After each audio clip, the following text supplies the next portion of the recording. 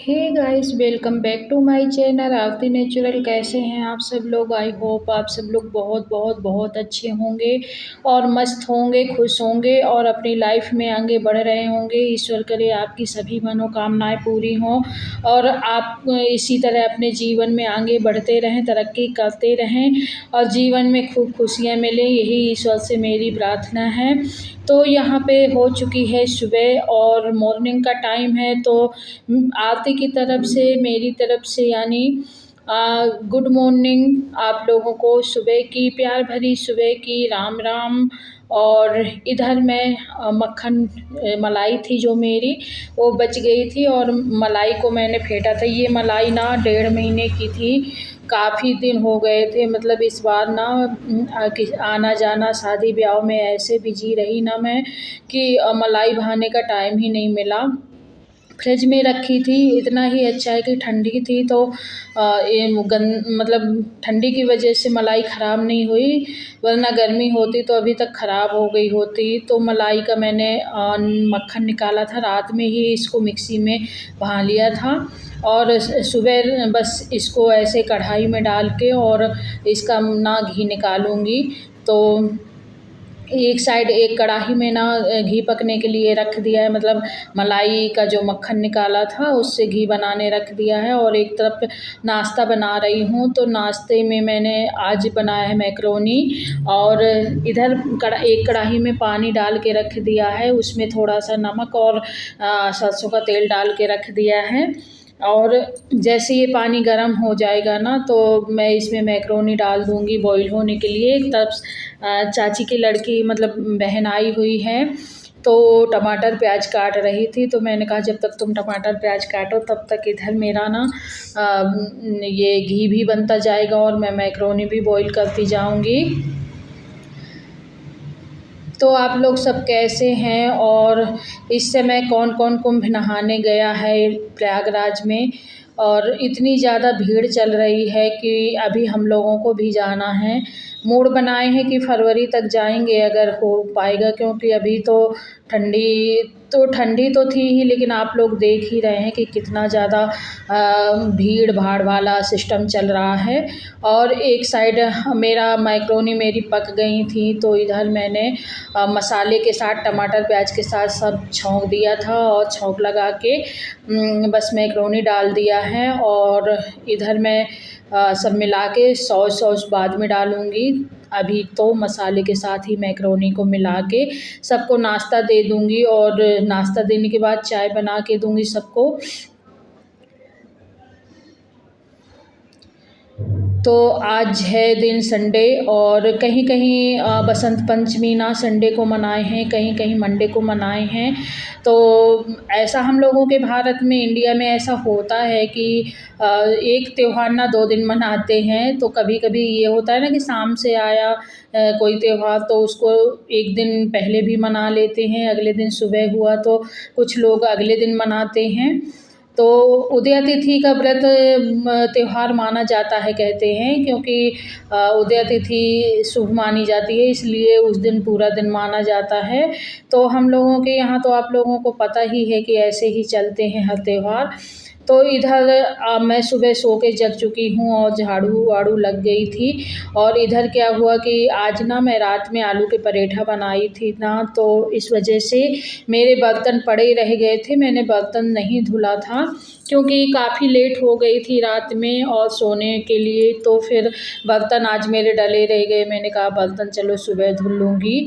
तो इस समय ना बच्चों के स्कूल तो नहीं है बंद, स्कूल तो चालू हैं, पर इतनी भीड़ हो गई थी, तो इस वजह से ना बस नहीं स्कूल की आ रही थी।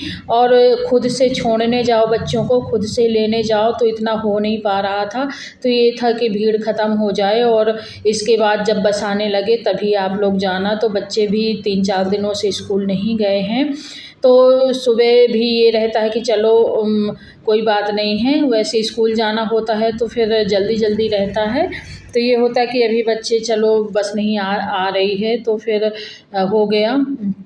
तो मैं बर्तन जितने डले थे तो मैंने कहा रात में डले रह गए, मैंने कहा सुबह ही धुल लूँगी, क्योंकि पराठों में आप लोग समझ ही सकते हैं कितना टाइम लगता है। और पता है ये मेरे हस्बैंड ना लपसी के साथ ही पराठा आलू के पसंद करते हैं, तो बहुत टाइम लग जाता है और बहुत काम भी हो जाता है। तो फिर रात में सारे बर्तन पड़े रह गए और मैंने कहा सुबह उठ के ही धुल लूँगी, कौन से स्कूल कल जाना है।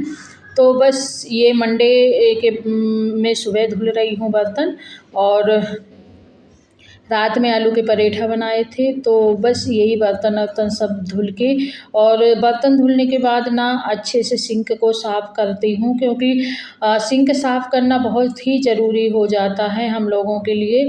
क्योंकि हर औरत को यही होता है कि अपना किचन साफ़ रखे, लेकिन सिंक बहुत ज़रूरी है, क्योंकि बर्तन धुलने के बाद उसमें छींटे-ईंटे जो निरमा के या सर्फ़ के कुछ भी पड़ जाते हैं ना, तो बहुत गंदे गंदे दिखते हैं। और ये जूठन ऊठन का सिस्टम भी थोड़ी बहुत हो जाता है ना, तो इसको साफ़ करना बहुत ही ज़रूरी हो जाता है, वरना कीटाणु आने लगते हैं इनसे।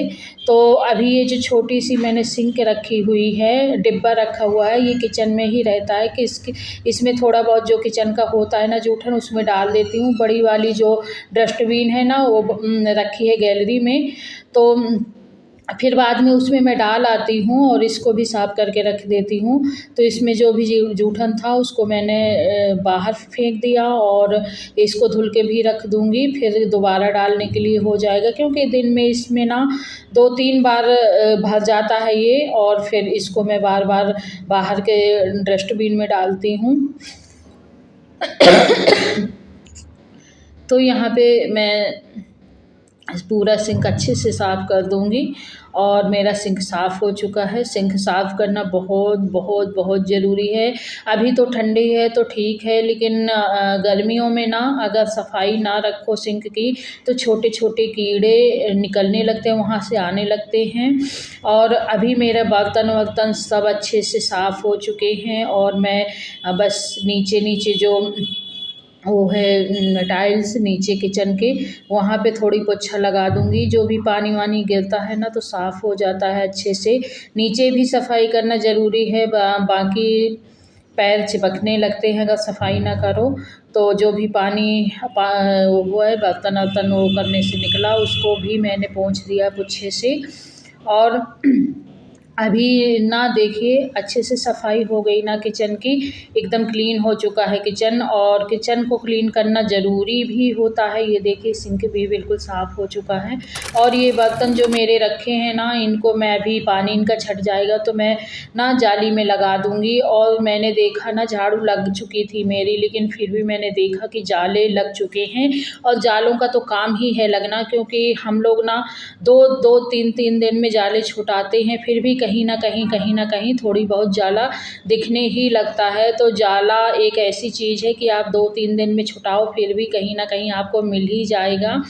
तो मुझे दिखा कि यहाँ पे जाले लगे हैं, तो फिर मैंने कहा लाइए पहले जाले भी छुटा दूँ, वरना अगर सोचूँगी कि थोड़ी देर में छुटाऊँगी, अभी नहीं छुटा रही, कल छुटाऊँगी, फिर दिमाग से बात हट जाएगी। और फिर बस यही होता है कि अगर दिमाग से बात हट गई तो फिर वो लगा ही रहता है।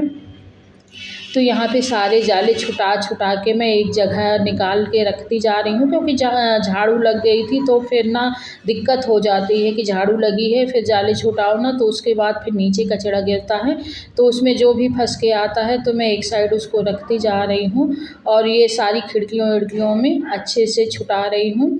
और इधर ना देखिए रूम में भी लग गया था थोड़ा बहुत, कहीं न कहीं लगा दिख रहा था। वैसे तो मैं छुटाती रहती हूँ, पर कहीं न कहीं तो एक आध जगह लगा दिख रहा था। इसके बाद मैंने नहाया, नहा के मैंने बस सूर्यदेव को ढारा, तुलसी माता को ढारा।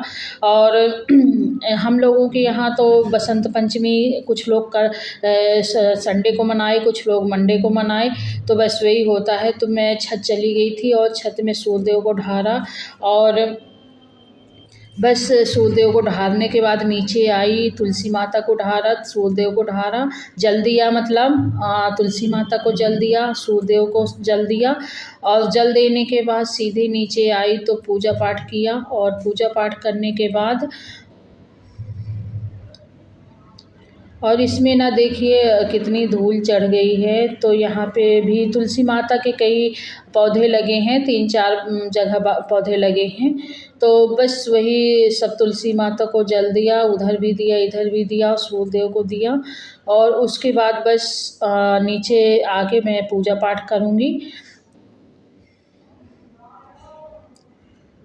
तो बस नीचे जाके मैं पूजा पाठ कर लूँगी और पूजा पाठ कर लिया है, नीचे आई और नीचे आके मैंने पूजा किया, पाठ किया जो भी है सभी देवी देवताओं का और बस फिर आ गई हूँ मैं किचन में। और किचन में मैं बनाऊँगी अभी खाना, क्योंकि नाश्ता सब लोग किए हैं लेकिन अब खाना तो टाइम से बनना ही चाहिए। तो इधर मैं बना रही हूँ आलू और मेथी की भुजिया सिंपल सी। तो मेरे दोपहर का लंच यही रहेगा, आलू मेथी की भुजिया और रोटी। सिंपल सा लंच रहेगा मेरा, बहुत हैवी सा नहीं, क्योंकि रात में ना आलू के पराठा खाए और सुबह पास्ता खाया तो सब हैवी था। तो अभी सिंपल सा रहेगा। तो यहाँ पे मैं बस तड़का लगाऊंगी आलू मेथी की भुजिया का और बस इस तरह मैं खाना बना लूँगी। तो अगर आप लोगों को मेरा ब्लॉग कैसा लगता है दोस्तों, अगर अच्छा लगे तो प्लीज़ लाइक शेयर सब्सक्राइब किया करिए। और लाइक करने से आपका ना हम लोगों का मनोबल बढ़ता है, हम लोगों को बहुत अच्छा लगता है। और अगर कुछ भी कमी हो ब्लॉग में तो मुझे कमेंट करके ज़रूर बताइएगा, मैं उसमें सुधार ज़रूर करूँगी। और आज ना मैंने बाल धुला है, कल काफ़ी दिनों में बाल धुला है, मतलब 10-11-12 दिन हो गए होंगे शायद बाल धुले, क्योंकि ठंडी की वजह से जल्दी सुबह नहा लेना होता था। फिर आज मैंने बहुत हिम्मत जुटाई, मैंने कहा नहीं पहले बाल धुल लूँ। बाल धुले तो बाल सूखे नहीं थे मेरे, बस गीले थे। तो गीले ही बालों में, क्योंकि मुझे खाना भी बनाना था, तो अगर मैं बाल खुला रखती सुखाती तो फिर लेट हो जाती। तो मैं इधर क्लेचर बस लगा के आ गई हूँ बालों में। मैंने कहा सूखते रहेंगे बाल और बाल गिरेंगे भी नहीं खाने में। तो बस मैं इसी तरह क्लेचर लगा के आ गई हूँ और बस खाना बनाने लगी हूँ। तो मेरी सब्ज़ी पक रही है एक साइड और मैं आटा गूँध रही हूँ, आटा गूँध के मेरी रोटी बनेगी। और ना बालों में इतना भारीपन लग रहा था, 10-12 दिन हो गए थे ना धुली नहीं थी, तो बहुत ज़्यादा भारीपन लग रहा था। और एकदम लग रहा था कि मतलब आज ना धुली हूँ तो धुलने के बाद बालों में हल्कापन महसूस हो रहा है। सर्दियों में यही बहुत ज़्यादा हो जाता है। तो मेरी सब्ज़ी पक चुकी है दोस्तों और यहाँ पे मैं ना सब्ज़ी पलट लूँगी स्टील दूसरी गंजिया में और कढ़ाई रख दूँगी धुलने के लिए। और बस फिर मेरा बनाना होगा स्टार्ट रोटी। और बस रोटी बना के सबको खाना लगाऊंगी अच्छे से। और ना बस हम लोगों के लिए ना एक चीज़ ब्लॉग में नहीं दिखा सकते, क्योंकि बहुत लॉन्ग ब्लॉग हो जाएगा। तो मेन दिखा देते हैं, क्योंकि बहुत वो लगता है ना कि मतलब बहुत और ये भी होता है ना कि कभी किसी का फ़ोन भी आ गया ब्लॉग बनाते समय तो फ़ोन भी हटाना पड़ता है। तो इधर मेरी गाय की रोटी बन गई और इसके बाद बनाऊँगी मैं सबके लिए रोटियाँ। तो मेरी तो आदत ही है, शायद सबकी आदत होगी कि गाय की रोटी तो बनाना ज़रूरी ही है, और वो तो दिमाग से कभी नहीं हटती। वो तो दिमाग में रहती है कि पहले रोटी गाय को ही निकालनी है। और इस टाइम ना भीड़ की वजह से गाय ज़्यादा आ भी नहीं पाती ना घर। तो पहले तो दिन में कई बार आती थी, अभी भीड़ की वजह से कम आ रही थी। तो 5-6 रोटियां हो भी गई हैं गाय की एक साथ। तो जब दिखेगी तो खिला दूंगी, क्योंकि जैसे भीड़ कम होगी तो घर के अंदर ही आने लगती हैं गाय। लेकिन इस समय भीड़